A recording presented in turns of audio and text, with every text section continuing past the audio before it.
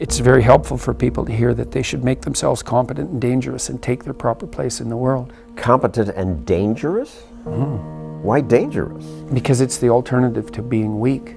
And weak is not good. The people who shoot up the high schools, they're weak. They're weak. How is it good to be dangerous? Because it makes you formidable. And life is a very difficult process. And you're not prepared for it unless you have the capacity to be dangerous. That doesn't mean that you should be cruel. This is one of Jordan's most famous ideas. Many people associate dangerousness as a bad thing, when instead it's what will make you a formidable and competent person in this world. It doesn't mean any of that. There's a statement in the New Testament, the meek shall inherit the earth. But the meek isn't well translated. It means something more like, those who have swords and know how to use them but keep them sheathed will inherit the world. That's a way better way of thinking about it. You have to be powerful and formidable and then peaceful, in that order. And that's not the same as being naive and weak and harmless, which is what young men are being encouraged to be. It's like, that's a very bad idea.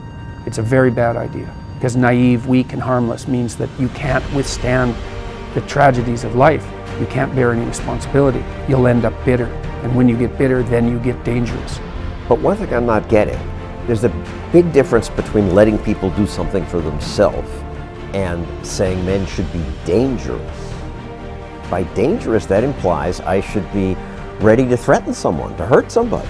No, you should be capable of it. There's no morality in your self-control.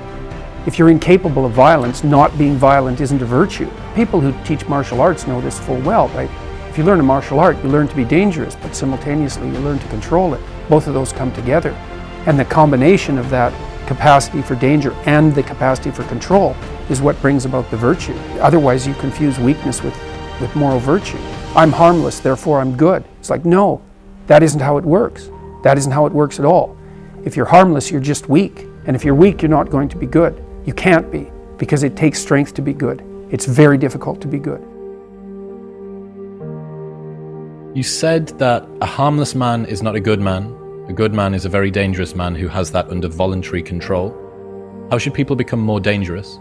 Oh, becoming more articulate is definitely, I would say, that's the primary array of weapons. What Jordan Peterson means by this is that you must be able to express your ideas and thoughts with complete clarity to another person or group of people. You must learn to be eloquent, spontaneous, and creative. This will help you throughout your life in all areas. So, I mean, physical prowess is something, and it's not nothing, that physical confidence that comes along with that as well. And this is one thing that isn't taught well, especially to boys.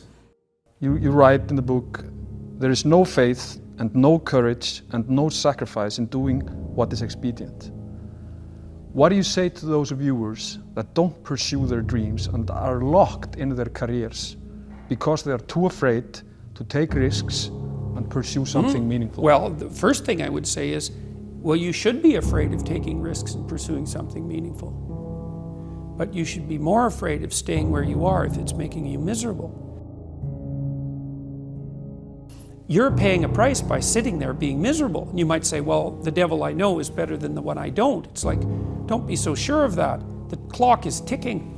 Yeah, and if you're miserable in your job now and you change nothing, in 5 years you'll be much more miserable and you'll be a lot older. But isn't it a luxury to pursue what is meaningful? Our viewers have mortgages, they have children, they have payments and loans. It's a luxury to pursue because we lack the resources. Well, I don't remember now, I'm not talking about what makes you happy. It's a luxury to pursue what makes you happy. It's a moral obligation to pursue what you find meaningful. And that doesn't mean it's easy. It might require sacrifice. If you need to change your job too, let's say you have a family and children and a mortgage, you have responsibilities. You've already picked up those responsibilities. You don't just get to walk away scot-free and say, well, I don't like my job, I quit. That's no strategy. But what you might have to do is you think, well, this job is killing my soul. All right, so what do I have to do about that? Well, I have to look for another job.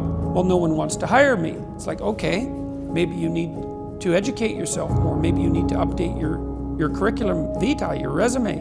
Maybe you need to overcome your fear of being interviewed. Maybe you need to sharpen your social skills. Like, you have to think about these things strategically.